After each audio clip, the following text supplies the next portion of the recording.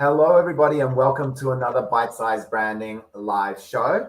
I'm very excited to have another sales-oriented show, which is why we've got Maddie on the show. Whoops, she's over here. Maddie on the show again. I need to figure out where to point when you do these things. Maddie on the show again. But I'd like to thank our awesome guest, Adam, for joining us for this Bite-Size Branding episode. Welcome, mate. Thank you for joining us. Thanks, Bernard. Appreciate the invitation. Excited.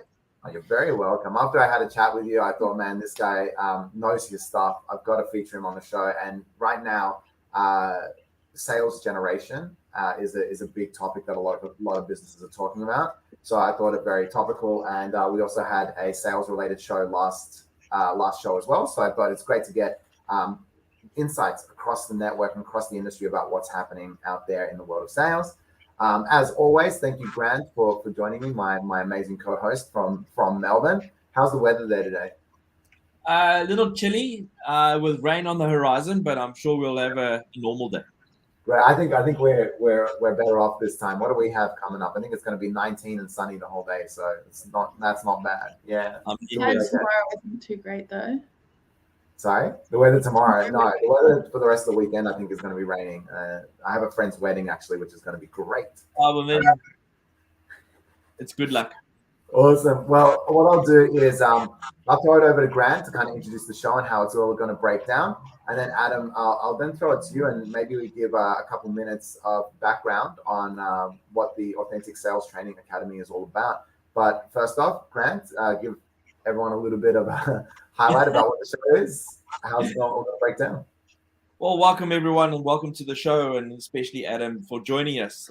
My name's Grant Tom, and within the advertising and marketing arena, I'm known as the head fire starter. And what that means is we're all about generating ideas, making brands valuable, and making sure that at the end of the day, your customers get a little bit of that edutainment in the sense of the value that you bring to the table. So, Adam, just so you know, edutainment is my key word that I will try and interject into every show. I've only one show where I forgot the word, but if you make sure you get it in early so that you understand that it's about fun, it's about having questions. When we bring on a guest, we normally talk about a subject that is about 5 minutes with a time clock that we have to count down so we don't go too long, we don't ramble. At the same time, with a guest, we bring on 2 extra minutes, so we've got 7 minutes with a view to discuss a subject that you're a professional about, that you're passionate about. And the whole point of today's show is to just get some learning from you, some insight from you as to how our guests who run businesses can utilize your skill set with the view of helping their businesses and therefore creating better engagement in making their businesses being effective. So welcome to the team. We look forward to having a chat, and that's how we roll. Mate, Grant, I should have put a timer on for your intro. What is this cheating? You cheated. You just wrapped in edutainment into the intro. That's not right. You just got to be part of the show. You know what, guys? That's edutainment. That was a cheat in there. Adam, mate, I'm going to throw it to you. Give us a little bit of background around what the Authentic Sales Training Academy is all about. Thanks, Bernard. Yeah, look, essentially, it came into fruition through COVID. Through COVID, I was working as a business broker and looking at a lot of small businesses here on the Gold Coast where I'm from that were coming for sale. And those businesses that were coming for sale were distressed sales. They weren't strategic sales.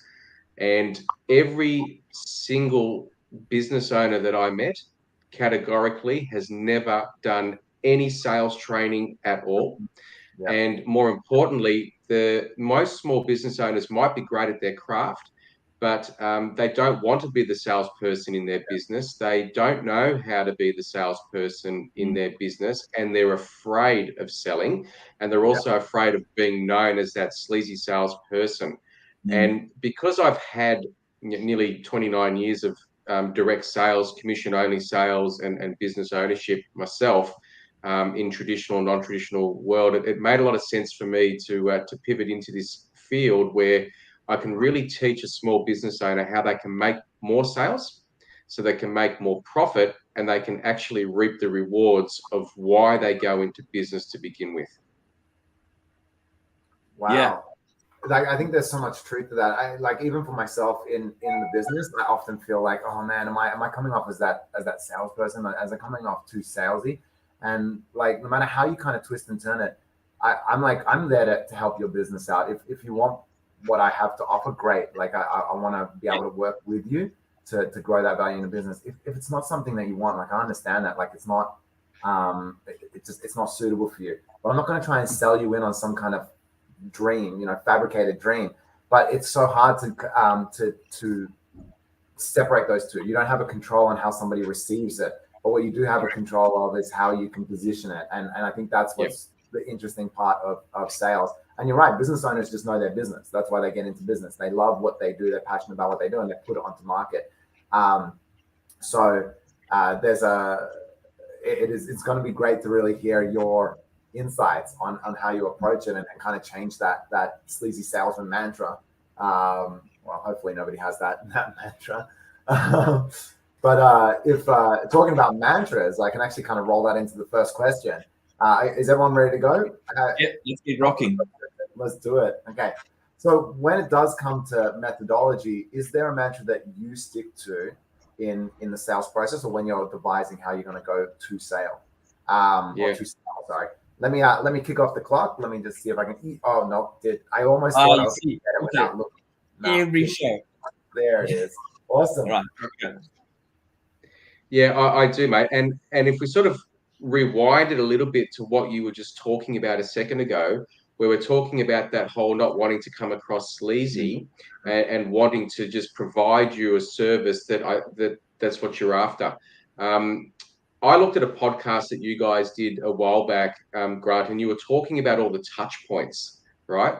And why is it that touch points are 21 times for someone to remember you, 7 times of interaction for them to want to buy from you? The reason for that is people have been spammed with so much stuff and they have been sold to over and over and over again, where they're just sick and tired of the noise. So how do we separate ourselves from these people? The methodology is simple. I come from a space of being of service only. And that's a complete shift to where I was in the past. Now, think about this. Commission sales, you don't sell, you don't eat. So I was a professional closer for nearly 15 years, right? Wow. High ticket items, pressure selling, on the spot, lock that door, you're not leaving until you sign type of selling, right? And it was face-to-face and it's over the phone. And the problem with business today is that the business world is 100% KPI. Yeah. They look at a lead as a lead. They don't look at a lead as a person who has a problem. And everything is about lead gen, more leads, more. But we've forgotten the basic principles of how we make money. And we make money simply by being a product of service to another human being for something they want and something they need. Now, if we operate from that mantra only, I guarantee you the person that we're talking to on the other end of the phone or the other end of the room is never going to feel uncomfortable buying from us. Right? If we're operating from that space, that person is more likely to repeat buy from us because they haven't been forced into a sales situation. Don't have to have buyer's remorse. And do you know what buyer's remorse is? People buy on emotion and then they justify with logic. So if you look at all the sales tactics out there, the sales tactics are manipulated to get someone to say yes. It doesn't matter where it is. That is what it is. Here's the journey. Here's the process. Here's the scripts. Here's this. This is what you say. It's just a beautiful journey. Let's paint this amazing picture to make you feel so awesome that you can't refuse to buy. But the reality is they know they've been misled and they know that they've been manipulated if they walk away from that conversation saying, why did I just do that? You will never get repeat business. You will never get referral business. You're only going for the throat. And that's what sales and business must change, in my view, moving forward. So the mantra and the methodology is simple. Be of service first and foremost. And if we can't be of service first and foremost, we are of no service at all. And even if we're of no service at all, we are still being of service because we're recommending and referring them where they can go instead. Yeah. I had that experience. I used to go into when I, 10, 12 years ago, the YD Terracash kind of boutique men's stores. And as soon as you walk in there, before you even look at something, they go, "Can I help you?" And I'm like, whoa, man, just give me a sec just to have a look around. Back off, buddy. Yeah, let me look around. And then when you go and try something on, they always say, "Oh my God, that looks amazing on you. You know what would look great with that? A belt. Oh, and this shirt." And I'm like, "Man, I just came in here for pants. Like, calm down. You haven't even asked me what I need, like where I'm going, what's the reason for the buy."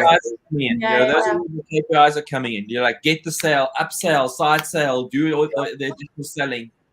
And it's not about listening to the problem and solving the problem.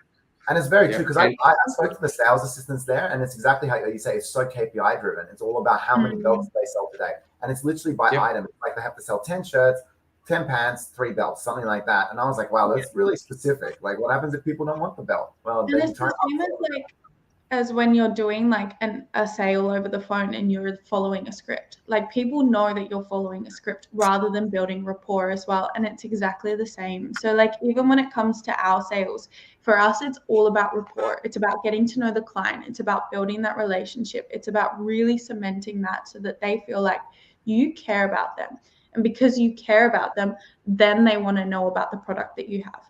Then they want to tell you about the problems that they have, because you've created that relationship where you have that back and forth kind of momentum to be able to potentially open up to have that sale, or for them to refer other people on, but for that to be an enjoyable relationship where they can keep going back and forth and then refer that over to wherever is necessary for them or for others. So you nailed it. Nailed it, Eddie.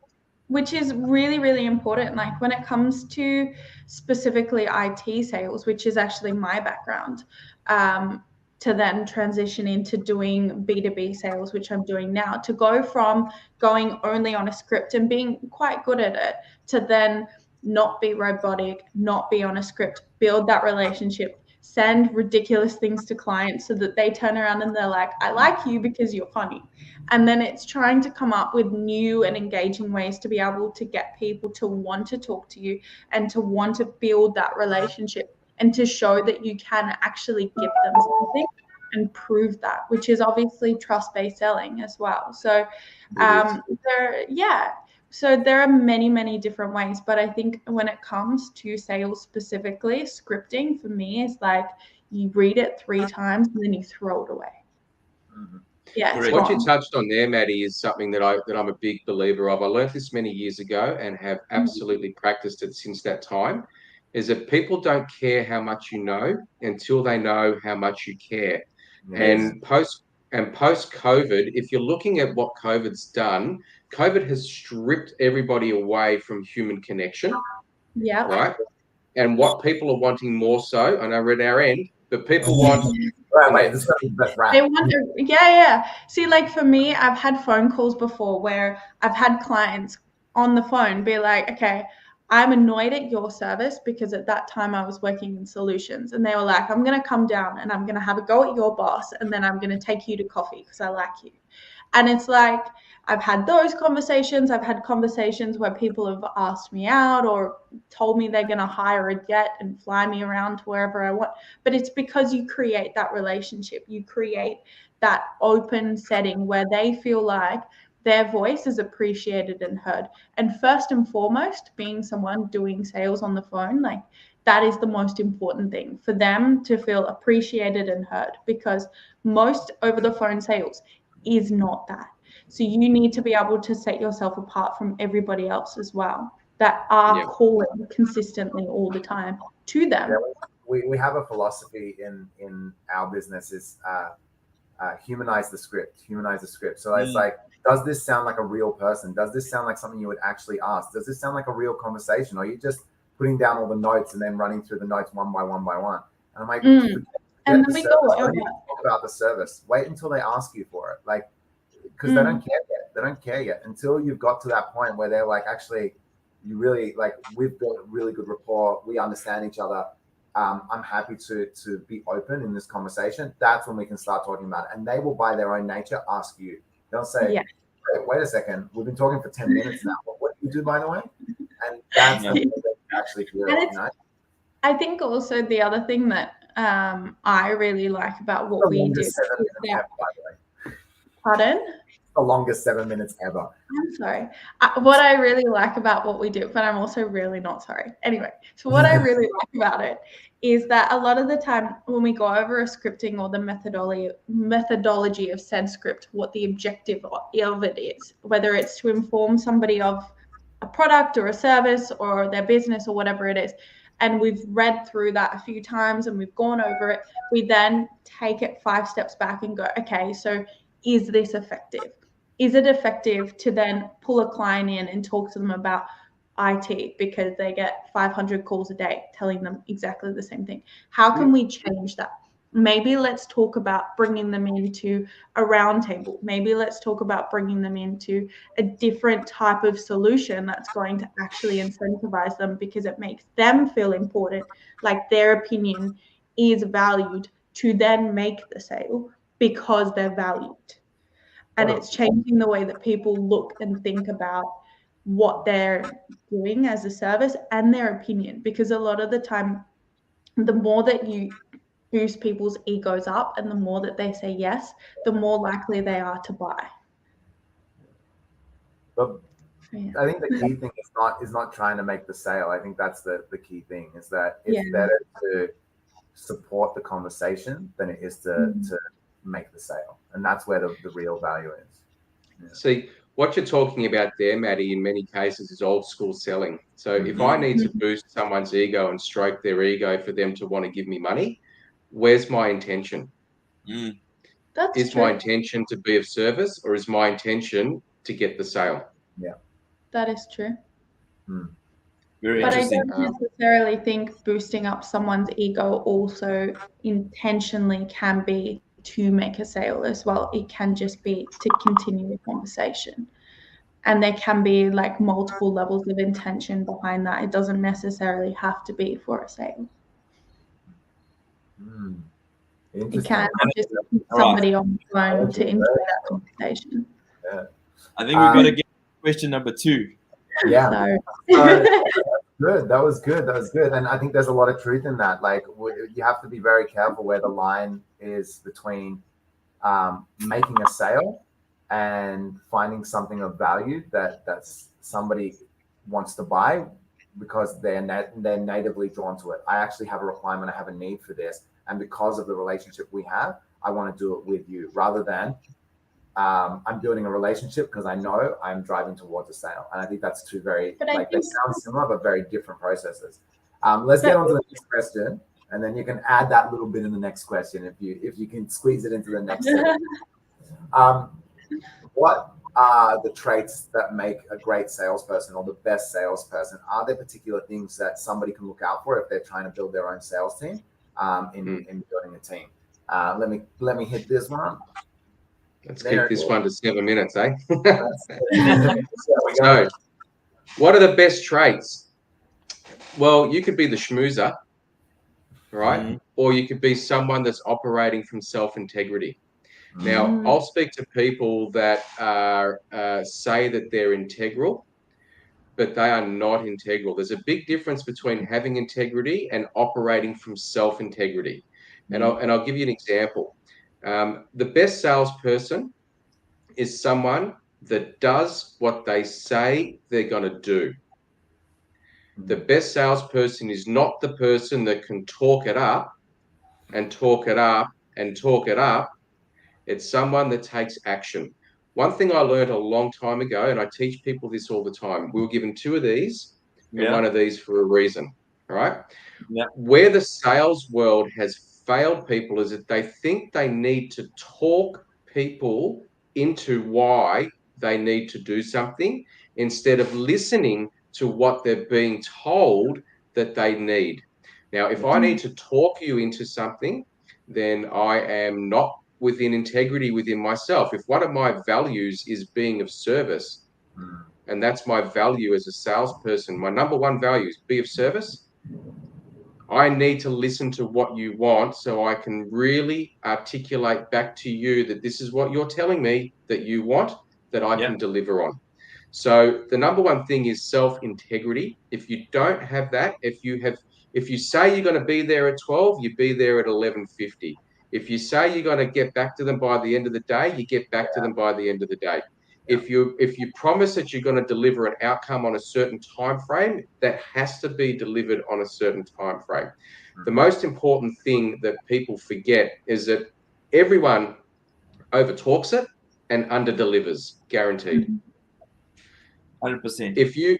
If you operate from a space that less is more, I'll give you less, but I will provide you more, then the value that you're getting overcompensates the price that you're paying. And I'm delivering you over and above what I said I'm going to do. So you must have self-integrity. You have to be 100% committed to your self-integrity. So we can be committed to the job, but if we're committed to the job and we're out of alignment, what does the end user see? Have you ever had your bullshit detectors on? You can tell when someone is just spinning you a little story, right? Forget it. Because there's, like you said earlier, there's so much noise in the marketplace. There's so many people doing it. There's so many like schmoozers there. Eventually, your bullshit monitor is quite high. So when you're trying to be sincere, you know, you're apprehensive. You are, and everybody's looking for the catch. Everybody's looking to find out, you know, where the lie is. Everybody's looking to find out all this stuff. I do it myself. If someone comes to me, this whole too good to be true thing, it only happens because so many people have been bullshitted so many times in their lives and have actually parted with money on that. So the bullshit detectors are out. If you have self-integrity and you operate from that space every single step of the way, then you can never be caught out. And if we're talking about trust, then that's when it really, really sticks. But people struggle to decide where the value is. You know, that's, I think, where the problem sits, is that they're listening to all the talking, but they're trying to distinguish where the value is sitting. I would change the way that we've phrased it and just to kind of like bring the two in sync. I would say people have become overly sensitive to their bullshit meters. They think they read bullshit, whether or not it really exists. It's become so cluttered and so hard to discern what is really bullshit and not bullshit that people are sitting there in the conversation, not listening to the conversation, but looking for the bullshit. And then that makes it challenging if you ask somebody that, in like by their nature, would want to do right for a business. Sometimes it becomes so hard to position it because you feel like no matter what I'm doing, it sounds like I'm trying to sell you. And I got an example. Like I met with a law firm last week. And I met them previously a week before. It came through a referral, and they wanted a new website. And after the first conversation with the owner of the business, I went, there's no, like what he really wants, there's no value to that. It's not going to do anything for his business. If you're not really going to invest in a good website to drive towards a certain goal, then there's no point investing. You might as well just keep your brochureware type website with a lot of copy on it, and it's fine. You know, it's not going to do anything for you, and it's not going to really harm you either way. But if you really want to do something for your business, and he's getting quite a bit older in his age, and he mentioned that there's an intent to exit at some point, whether that's to transition it over to somebody else in the business or to sell it. I'm like, well, then you should really drive towards that. So in order to build that, you're going to have to build some kind of level of brand value. You're going to have to create systems in the back end that make the business bigger than you, because right now it's very heavily reliant on his relationships. So he needs to find a way to start to transition those relationships. And the website should be a tool to support his current lawyers to enable them to become the salespeople or whatever you want to refer to it as in the business, which that's not what it does. And I'm like, well, that's the correct approach. So when I sat down with them, I started unbundling this and the reason behind it, and asking, like, I asked for their validation. I said, what is the intent? What do you want to get to? Where's the goal for the business? Even through that conversation, I said, guys, like, I'm not here to sell you on anything. If you say no to this, it's fine. Like, no is no. But this is what you're going to need in order to grow the business to where it needs to be. So take it back to the team, really unbundle what it is the team is looking to take from the business. What is the value they want to grow? And let's work from that aspect rather than, just ticking a box. We've got the new website. It also comes down to like what they want to position themselves as and what they want to represent themselves as well as a business as a whole. Because at the end of the day, some businesses, specifically when it comes to IT, don't mind coming across as if they have salespeople. Whether that's effective or not, it's not. But at the end of the day, that's what they want. And they create systems and they have businesses and data mining companies that specifically facilitate people being that way. And they don't have an issue with it. But for me, when it comes to like finding staff and having people with a particular trait and representing the business from that side of things, I would prefer somebody that's a little bit quieter to be able to empathize and talk to people and have that kind of conversation that, you know, they actually care about what they're positioning or putting out into the market. And then giving them enough information and setting them up with the business owner to get enough information to be able to be incentivized and to want to work for that company. Like when Maddie's on a roll, she's on a roll. Adam, She's on a roll, hey. Before we move on to the next question, I got one question just to kind of like wrap this subject up. Have you noticed through your experience, sales experience, you know, there's different mantras out there. You know, if you look at the trust-based selling methodology, they typically say to kind of bring yourself down in a conversation. So be a little bit more. So when a conversation starts, you would say, you'd be like, hello, my name is Bernard, rather than, hey, my name is Bernard. It's, you know, so good to be talking to you kind of thing.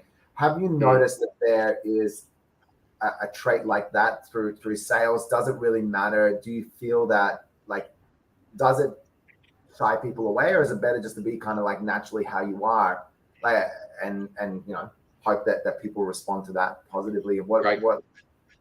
Great question, mate. What that comes down to is understanding what rapport is. And one of the things that I teach is how do we actually create rapport. So rapport is actually a subconscious interaction with another person. I'll give you an example.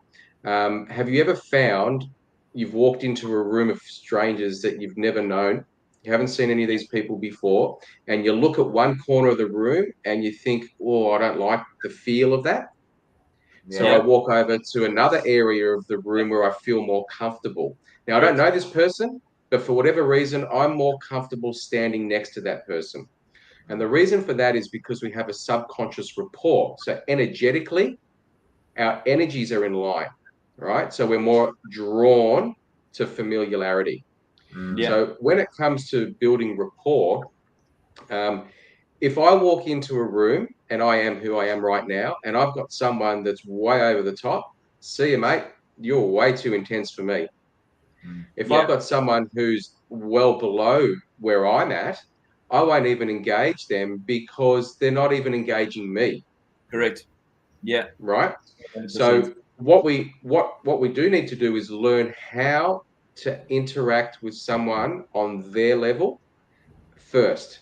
We've got 3 seconds, right? We've got 3 seconds to build an unconscious rapport. Then as we've created that unconscious rapport, our personalities can come back out. So kind of like what you're saying, Maddie, with scripts. Here's the script. Read it, read it, read it. Now I want you to be you with the blueprint. Same principle. Once you can master that, and this is where a lot of salespeople fail, and a lot of business owners fail, is because they don't understand that if I'm talking to a high-flying lawyer in a tier 1 corporate that's at a top level, I'm having a completely different conversation to that fella than I am Bob the Builder. Still can give me the same amount of money, but I can't talk to the lawyer the way I talk to Bob, and I can't talk to Bob the way I talk to the lawyer. You just have to keep the conversation separate and away from each other. No, you can bring the conversations in once we know how we've got each other's energy, and then we bring it together. Yes, absolutely. I think we're gonna get last question. But I want to ask the question. I want to ask this question. Are you gonna ask this question? I'm gonna ask this question. So, Adam, in the first talk that we had, we spoke about people are chasing KPIs, people are interested in lead and sales, but they're losing that emphasis.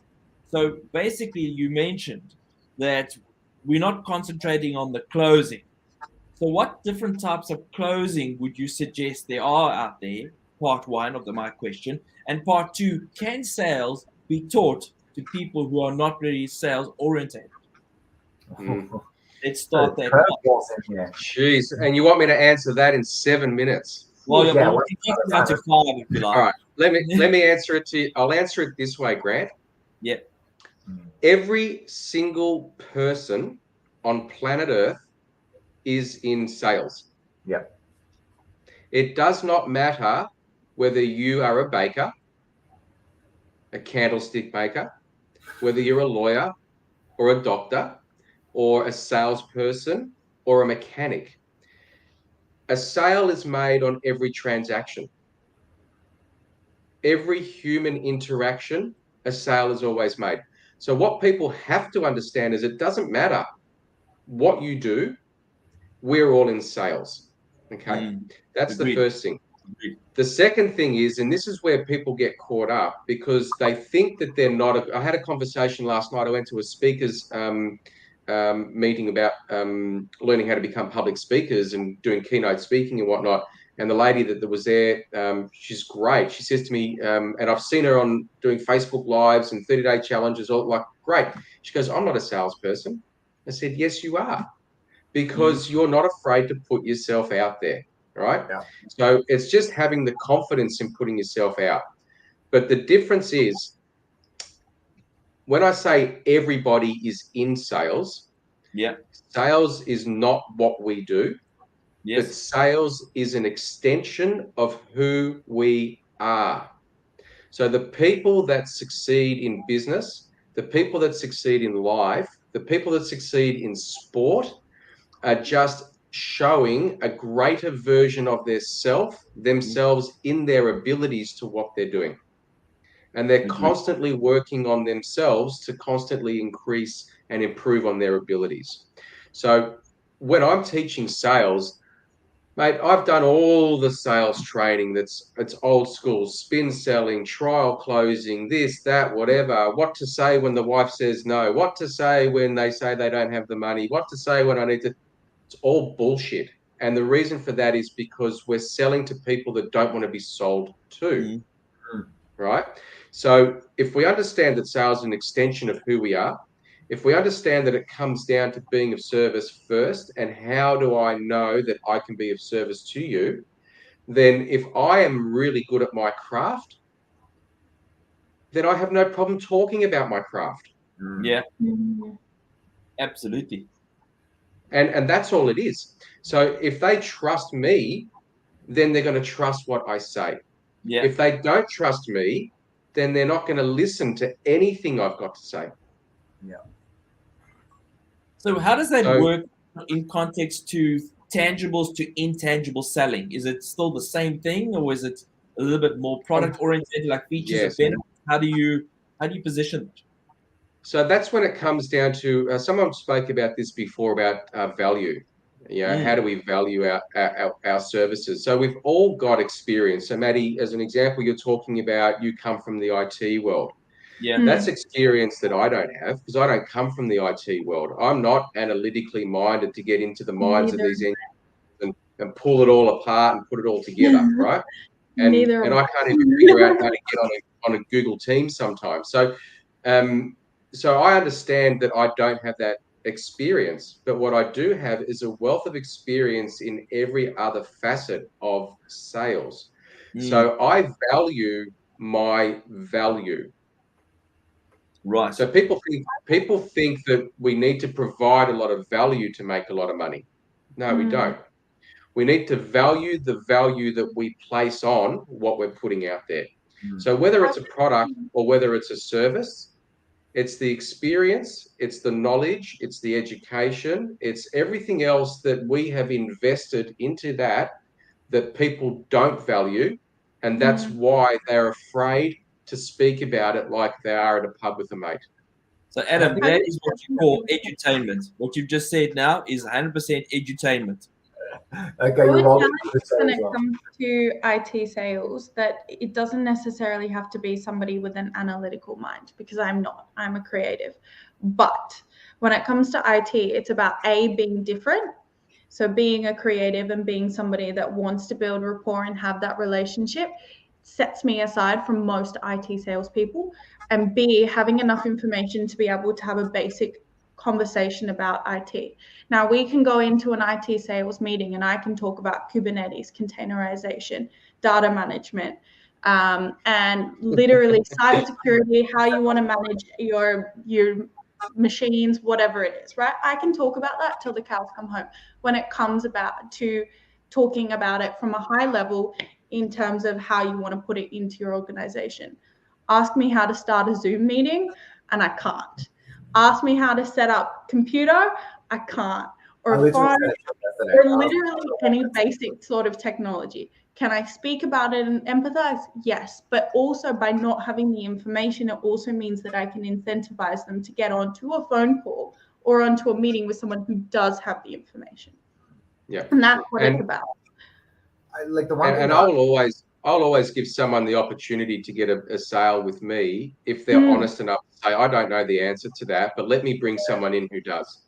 Exactly. And by being honest and having that conversation and incentivizing them to talk to somebody who does have that information works. Absolutely. Because then they're able to talk to somebody who does know every little piece of the pie as to how it's going to work into their environment.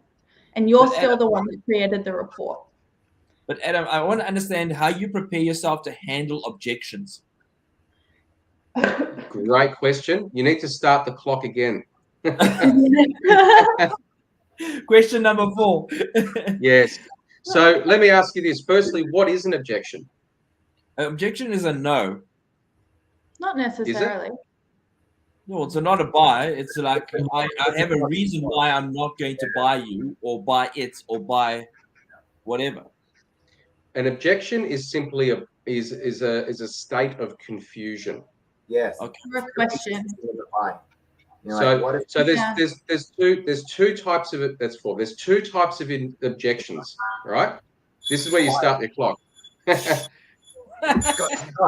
This is going to be gold. I'm going to share this with you, right? Yes. There's 2 types of objections. The first type of objection is the person that absolutely does not want what you're trying to sell them. Yeah. Right? Now, no is the most commonly used word in the human vocabulary, yet no is the most frequently unused word in sales transactions because people are afraid of hurting other people's feelings. Yeah. Yes. They don't want to let them down. So one of the things that people don't understand is that in the marketplace, if we generate 100 leads, I can guarantee you 60% of those people are not looking for what you have to offer, and they don't even remember filling out the form, right? It's because they are in a hypnotic state of mass bombardment. Oh, that looks good. Yeah, done. 60% are not interested in what you've got. Yet how many salespeople will focus 100% of their time convincing these 60% of the marketplace that don't want to buy? Correct. That's the problem. And that's why touch points have gone through the roof, because people can't say no and are just being bombarded. So let's look at the other side. We have 40% of the people that we connect with that are in the market to buy. Now, out of that 100% of the people, 70% of them, because of the technology that we have available now, we're all on there doing our research before we've even connected with the people that have the service. Yeah. We've done our research. 70% of the people are in the market to buy. Right? So we've moved out 60% that are not. We're left now with 40. Of that 40%, 20% of those people think they know what they want, but they need our help to understand that they're making the right decision. Yeah. So if we know that, what's an objection? An objection is simply we have not been able to relay back to them in their language what they actually want or need for them to be in internal agreement. right? Yeah. This is where we get better. So we have to ask more questions. We have to listen more attentively, like what Bernard was doing with the websites. We're really drilling down further and further and further. Now, when we have rapport and we've built trust, these people are open to share with us. You know that if they're not sharing, you don't have rapport, you don't have trust, you're not going to get a sale. Just leave, right?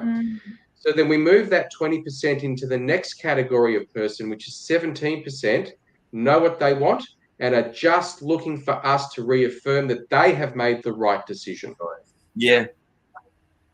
If we can reaffirm that, so we're looking at this website and they say to you, I want this, this, this, this, and this, and you say, yes, I agree. This, and this is exactly what's going to do A, B, C, D, and E for you from my experience. Great. Let's get going. Brilliant. Okay. Brilliant. The other 3% of the people in the marketplace are the people that come to you that you've never heard of before that just buy. Yeah. Because we have been able to satisfy all their needs and wants before they even come to us. Yeah, very true. The thing about that is that when we build a landing page, the top banner area of the landing page answers the question. It's like, are you struggling with? This is how we'll help. The next bit, which is probably about, let's say that's maybe 10% of the page. The next bit of the page, which is probably around 20% of it, it talks about what are the issues they might be having and the obstacles they're having in the business and how certain solutions may be able to fit to resolve that. And then the last 70% of the page is all about affirming how it's going to work for them, how it's going to be implemented, why we have the right knowledge, experience to be able to service that, et cetera, et cetera. And it kind of falls into that same shape of people who fill out the form. It's like you've got those 3%ers that will just jump on the website. They'll see that question written. They'll see the answer and be like, that's me. That's perfect. And they'll fill out the form. And you have that next 17%, it almost fits in perfectly with how you structure, how we structure a typical landing page. That next 17% needs to understand, okay, well, how does it add value? What is the issue that it's resolving? And is that issue related to me? Like, does that suit what I'm looking for? And then you have that last, your last 60% that you're trying to convince to bring them across the line that need all this credibility and all this extra, bells and whistles just to go, yeah, okay, I got it. You guys are the guys. You do the thing. And they're the hardest ones. Like you said, they're the hardest ones to bring across the line. If it takes them all the way down the page before they're like, yes, this makes sense to me. Yeah. Well, you've already given them that first, 30% that actually talks directly to them and what they're facing, the obstacle they're facing. If they haven't seen the alignment there, then those last like 60%, 70%, man, all you're doing is follow up after follow up after follow up, and they're not answering, they're not responding. It's a waste of time. It doesn't do your psychology any good. Yeah, and you're not being effective. When it comes to sales as well, statistically, people eject 3 times before they even go towards like wanting to make the sale anyway. And the objection can be something as small as asking questions to find out what your response is, to identify if it is even going to work for them anyway. So a lot of the time it's about knowing how to respond to that with enough empathy so that they feel heard and understood, but also with enough confidence so that you still seem like somebody who knows what they're talking about. Yeah. Whether that confidence is passing it on to somebody else who is the one of knowledge on said product, or being able to answer the question. There's no harm, like you said before, in saying, I don't know the answer to this, but I can pass it on to someone else. And that's still having confidence in that, because a lot of the time the people that you are speaking to, they can tell if you're bullshitting and half answering the question. So there's no point answering and ruining their confidence in that moment, because you've already built all this rapport by that point. You're destroying it by not referring it on to somebody who does have the information. And that's why there are common objections that do happen quite consistently as well. So a lot of the time when my team are getting objected to consistently with the same objection, it's coming up with different ways to respond to that objection and finding an effective way as well. And you can always do training on specific ones that people say. Like, for instance, if they don't have time, it's always understanding how to affirm that to make them feel heard, but then at the same time getting details from them to hopefully send them information to then validate the relationship that you've had, to then continue the conversation when they are available. So there are ways to overcome it. It's just knowing how to find that and how to find the opportunities to be able to continue to build that relationship. I definitely think there's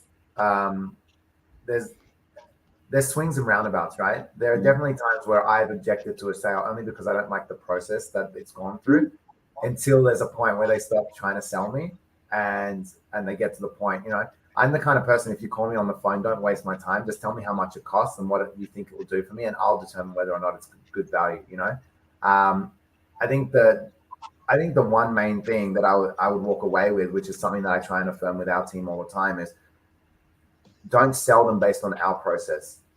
Find out how they want to be taken through the journey and work with them on that. So if they're the kind of person who wants more information, then let's walk them through the information. If they're the kind of person who just, you know, you can just give them the bullet points and then tell them, you know, for me, it's give me the bullet points and tell me the price, son, and then that's enough. There was a guy who's been pursuing me for about 3 months now, who's trying to step me through his sales process.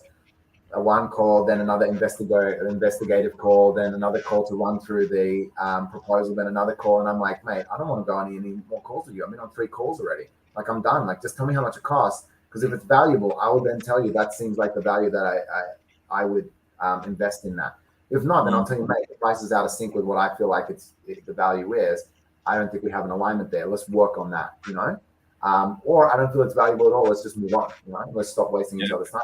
But now he's drawn it out so long. It's been, you know, 3 hours worth of meetings. I'm like, man, I'm not interested in buying no matter what the cost is. I'm like, I'm done with this process. Like, because he's hung up on his process rather than focusing on my needs as a business owner, you know? And the fact that we are. What you did in America with the jumper. That's what I did in America with the jumper?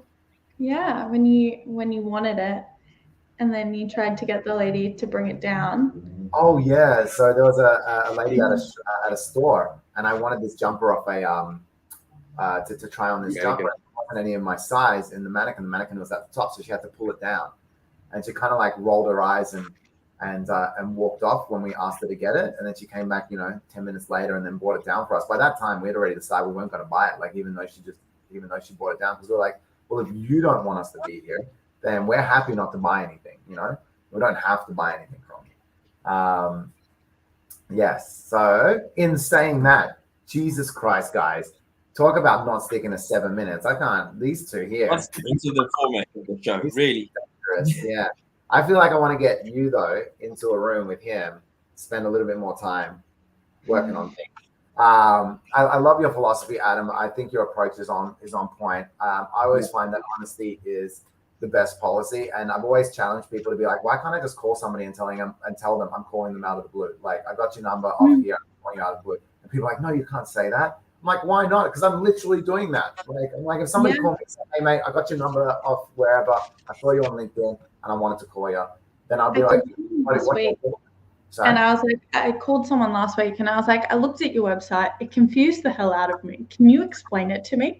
And then because I'd spent the time going through his website, there's a picture of him, like, and then there's like message threads.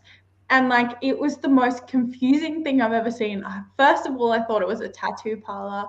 Then I saw this thing and I was like, I'm so confused.